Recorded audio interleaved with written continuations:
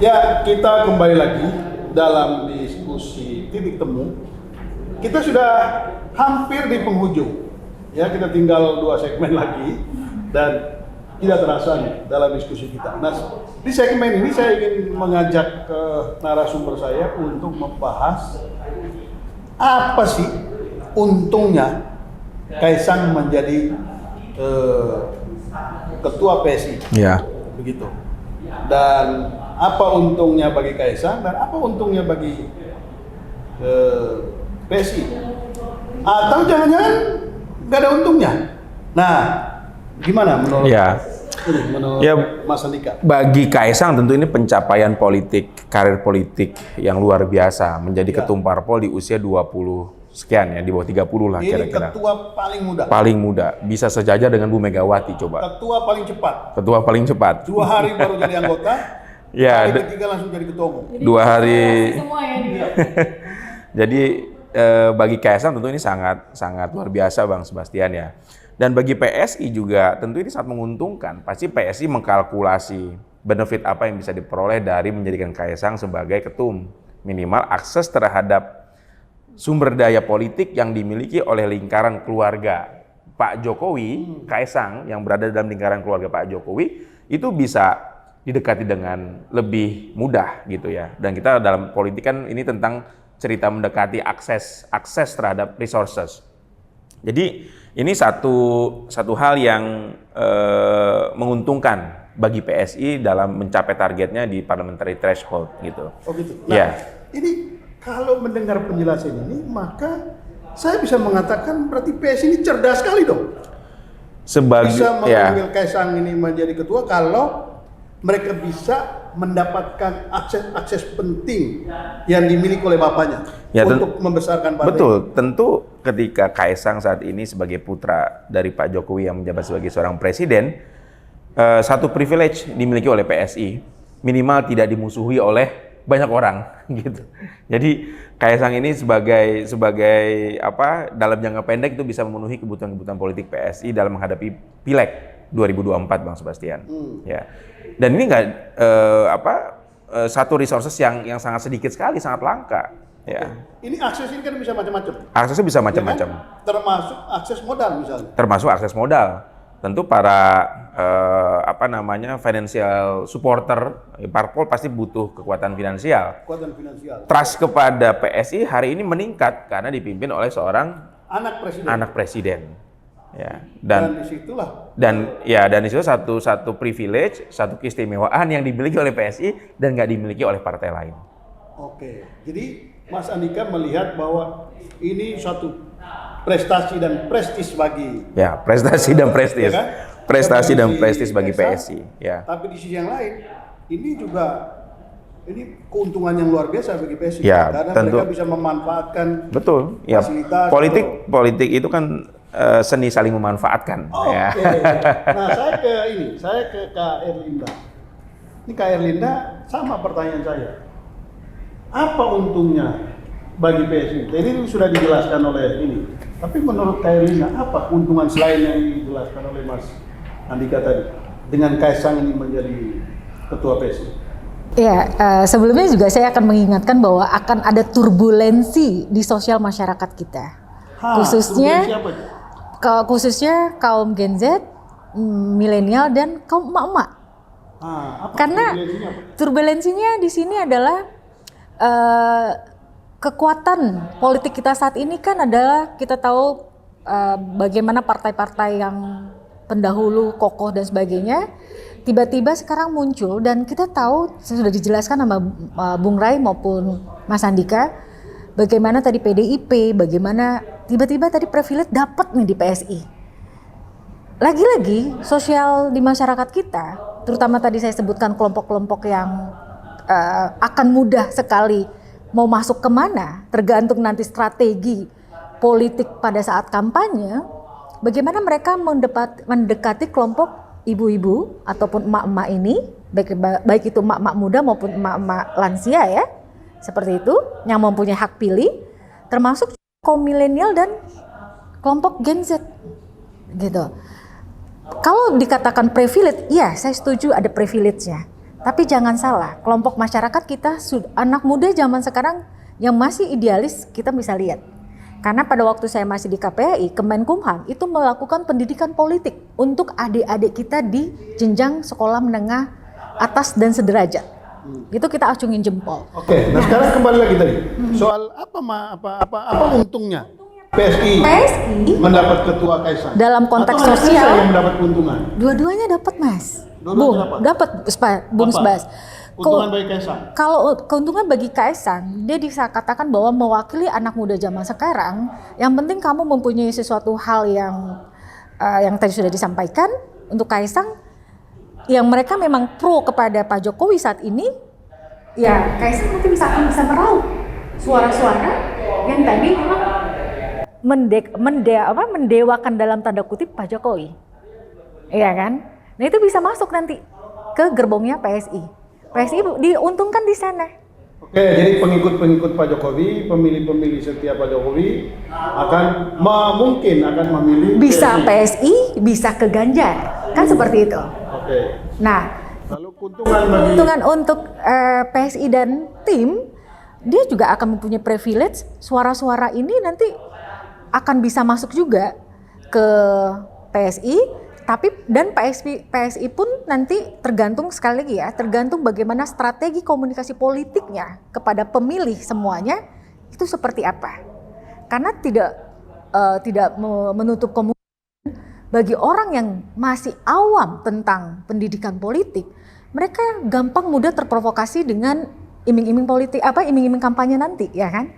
Tapi disinilah peran kita, lagi-lagi pendidikan politik. Nah, keuntungan yang dimiliki PS ini bisa menjadi sesuatu yang positif, tapi jangan salah, bisa menjadi bumerang. Bumerangnya apa? Bumerangnya, pada saat dia bertemu dengan anak-anak Gen Z, pemudi milenial, tapi mereka betul-betul mempunyai integritas, mempunyai pola pikir yang berbeda ya, ataupun misalnya tidak mau meninggalkan idealismenya dulu, tapi tetap dengan keidealismenya dalam tanda kutip, oh saya nggak mau ada yang praktis misalnya, saya harus ada pengkaderisasian. Disinilah nanti ya boleh dikata bumerang itu akan muncul di PSI. Artinya Tapi mereka anak-anak muda ini tidak akan memilih PSI, gitu. bukan tidak akan memilih PSI, tapi mereka nanti akan betul-betul terbelah menjadi dua, di mana mereka menganggap nih jangan-jangan PSI mengakomodir, bener nggak nih yang dibilang sama Bung Ray gitu kan? Atau memang kita anak zaman Gen Z ini memang masih ada di PSI itu sendiri, Partai Solidaritas Indonesia ini. Jadi hati-hatilah, saat ini masih ada cukup waktu menuju kampanye terbuka. Tapi saya berharap dari sisi sosial masyarakat di sini bangunlah, jangan sampai seperti pembelajaran kita di tahun 2024 yang ada cebong dan kampret. Tapi 2019 cebong dan kampret itu jangan seperti itu, tapi jadikan trendsetter sesuatu yang positif. Bagaimana nanti ke depannya mau di tubuh PSI sendiri idealis itu masih terjaga dengan koridor-koridornya. Artinya kita jaga di sini, kopdar di situ akan kopdar yang sesuai dengan pembelajaran politik saat ini maupun nanti yang kekiniannya. Oke. Nah, Mas Andika,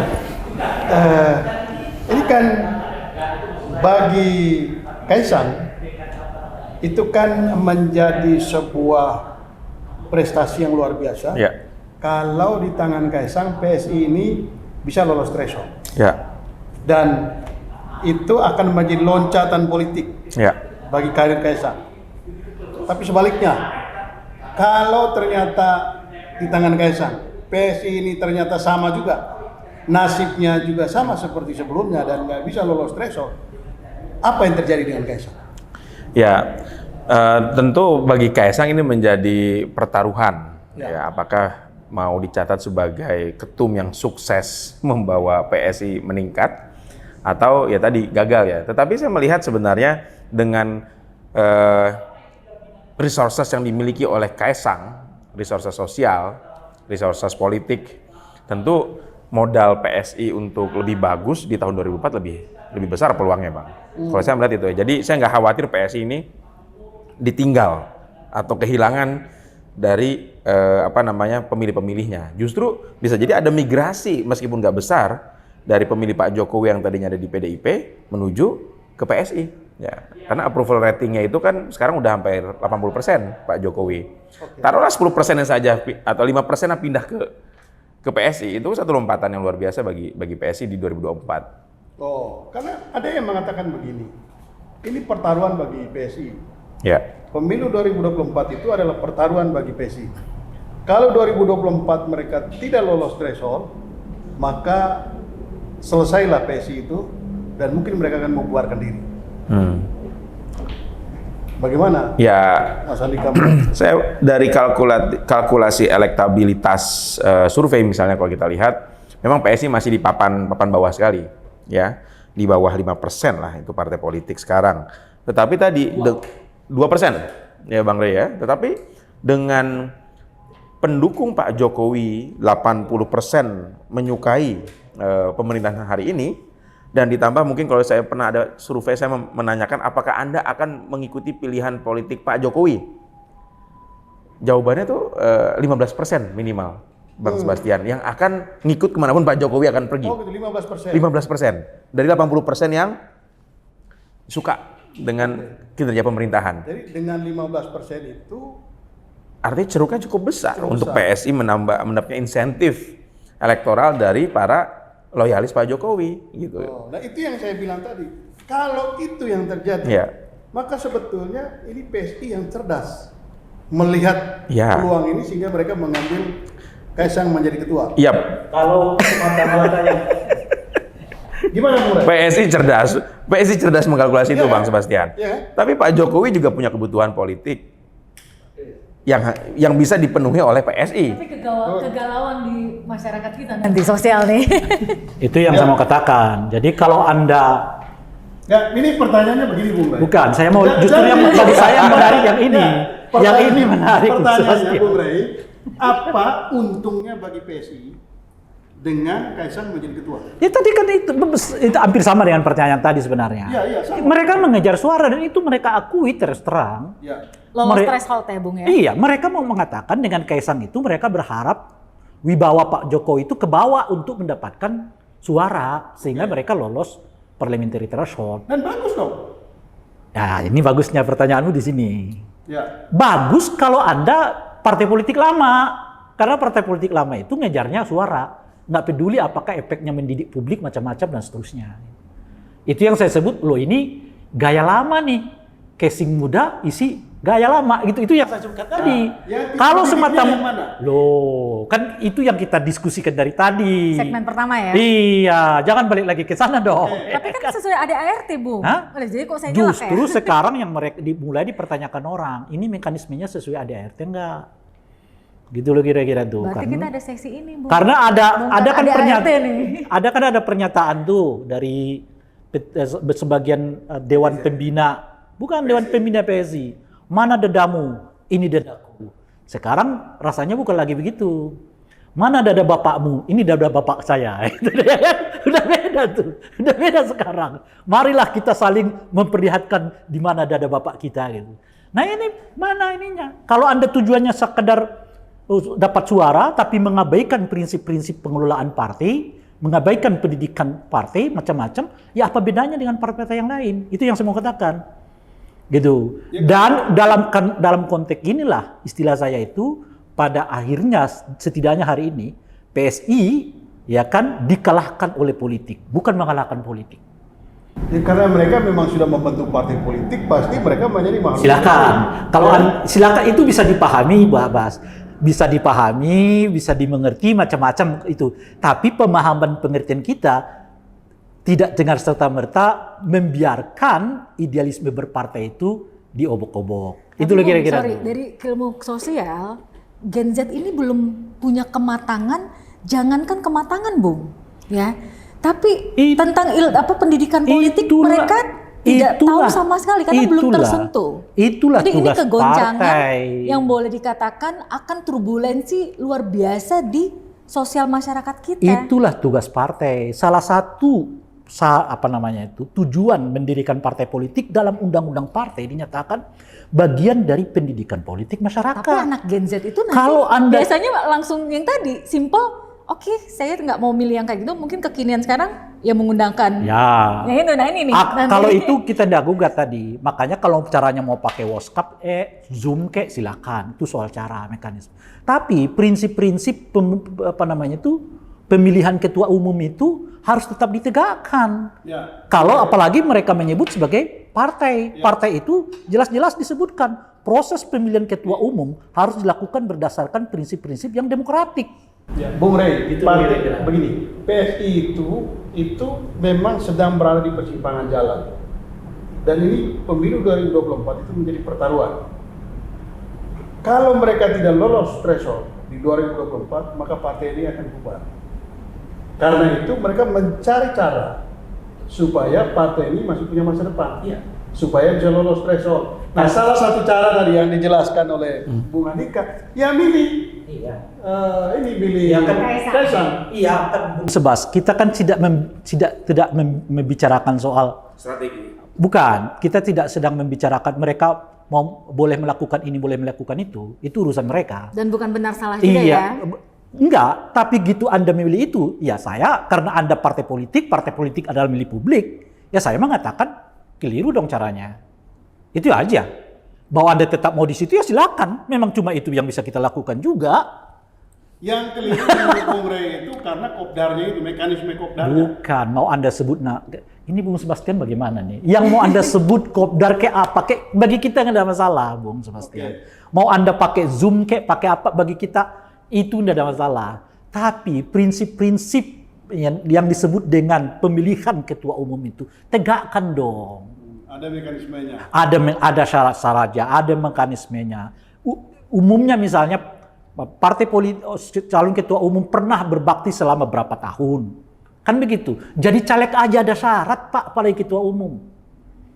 Gitu kira-kira. Nah, apakah ini semua dilewati oleh apakah itu penting bagi partai? Ya kalau Anda nggak sebut penting, jangan pakai casing anak muda revolusioner dong, anak muda pembaharu, anak muda progresif, anak muda apalah gitu. Karena cara-cara ini pernah kita praktekkan di zaman Orde Baru. Itulah progresifnya, nggak diatur oleh mekanisme yang TTB harus lama jadi pengurus.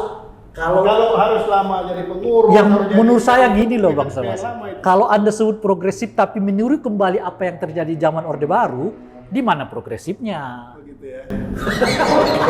Oke. Ini menarik sekali, tapi kita break dulu setelah yang satu ini.